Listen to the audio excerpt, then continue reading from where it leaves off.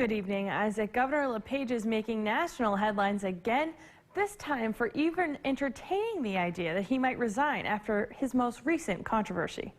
LePage said on the radio show Tuesday morning that he was going to meet with family and close advisors to decide on his next steps, all amid calls for his resignation following an obscene voicemail he left for a Democratic lawmaker. I've always been my own person.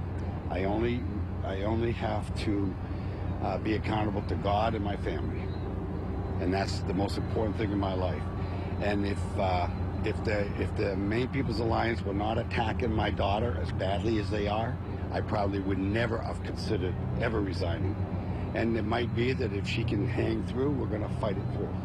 But hours after talking about resignation on the radio, he tweeted out this message regarding rumors of resignation. To paraphrase Mark Twain, the reports of my political demise are greatly exaggerated. Although it's frowned upon, calling a state representative and leaving an obscenity-laced voicemail is not against the law. Governor LePage cannot be impeached on the grounds of name-calling. He can, however, get censured, which is essentially a written warning from the legislature that they do not agree with his behavior. Although this won't legally affect his job, it may slow policy.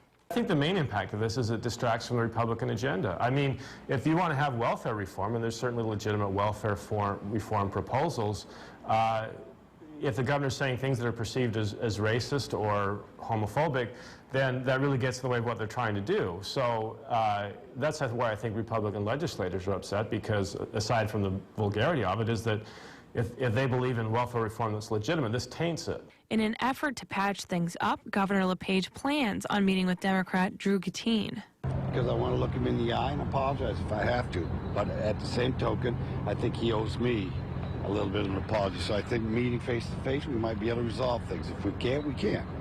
And then we move on. Following all of the events today, the governor's office also released the town hall meeting planned in Westbrook tomorrow is canceled after overcapacity concerns. Isaac?